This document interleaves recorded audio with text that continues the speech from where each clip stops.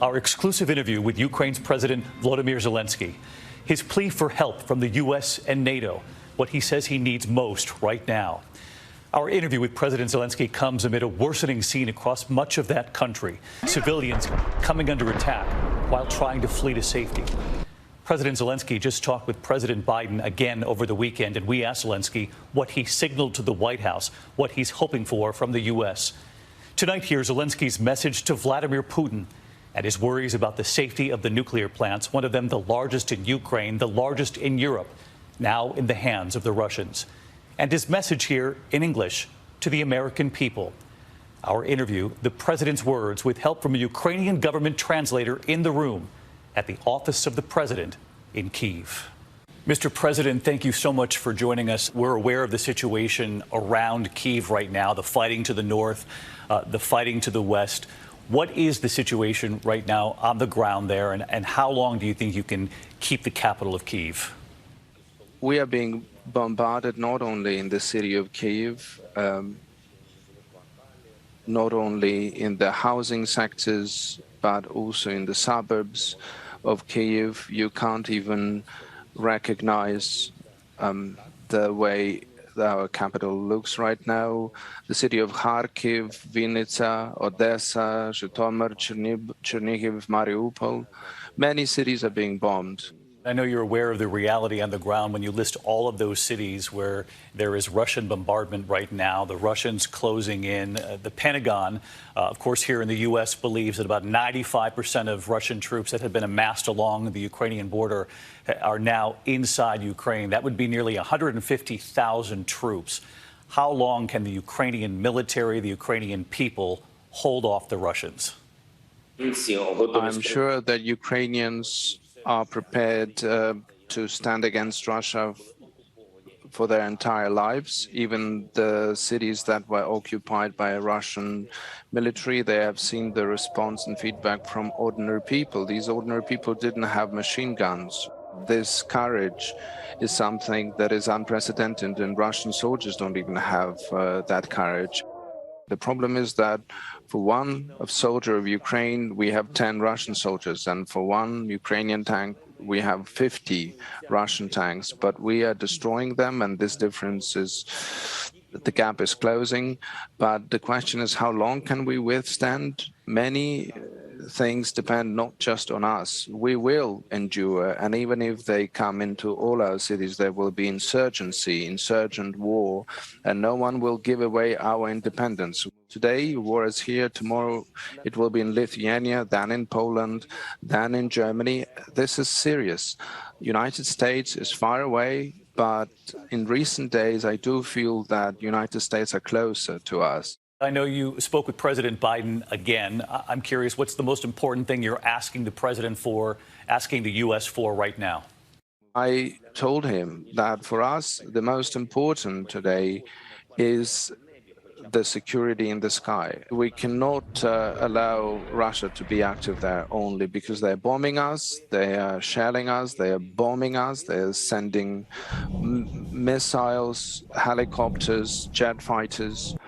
So a lot of things, but we are not doing this because we don't have the sky. We don't control our sky. The president and NATO have said no to this no-fly zone because of concerns this could trigger a much wider conflict, a much bigger war than what we're seeing already, because there would have to be a willingness to shoot Russian planes out of the sky. Do you understand that concern?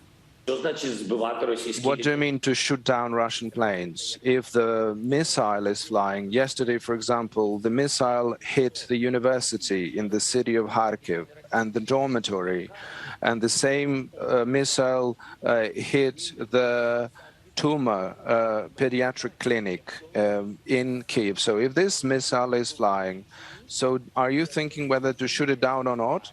I think there is no any other answer but to yes, they need to be shot down.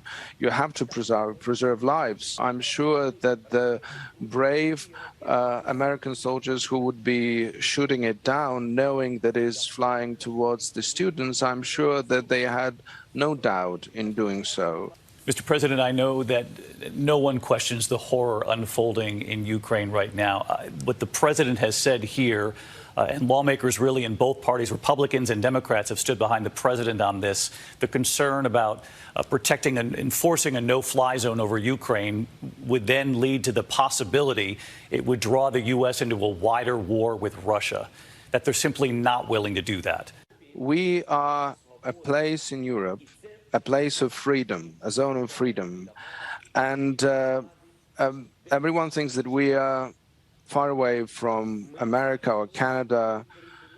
No, we are this zone of freedom. And when the limits of rights and freedoms are being violated and stepped on, then you have to protect us, because we will come first, you will come second, because the more this beast will eat, he wants more, more, and more. Mr. President, you talked about the need for fighter jets. We know the U.S. is reportedly looking at how to supply Russian jets from Poland.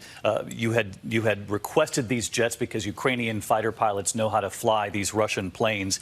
Has there been any movement on that front? We asked not only the United States, we asked many other countries. I'm not going to name them. We looked into this question. We know where these Soviet planes are stationed, which countries host them, and we asked these countries. And in many ways, it is the United States, in many ways, who will decide. Do you believe the president could be doing more to help? I'm sure that the president can do more. I'm sure he can, and I would like to believe that he's capable of doing that. The U.S. Secretary of State Antony Blinken said just in the last 24 hours that the U.S. is looking at credible reports that civilians have been intentionally targeted there in Ukraine, saying if so, it would be a war crime. We, of course, have seen these horrific images in these last few hours. Do you believe that Putin is deliberately attacking civilians? Why would I care? The result is the same. People are dying. The bombardment of the schools and kindergartens, the universities, the dormitory, the bombardment of a nuclear power plant, without even thinking that Europe may disappear if it really hits the unit. Every minute, every hour, every day, the same things are happening. People are dying. Do you believe Putin is a war criminal? I think that all people who came to our land, all people who gave those orders, all soldiers who were shooting, they are all war criminals. Let me ask you, Mr. President, it's believed the U.S. and the West have offered help to get you out of that country alive if it comes to that. Have they made that offer, and how long will you stay? Yes, I was offered, because there was a loss of information, and several special groups who were sent to kill me and my family.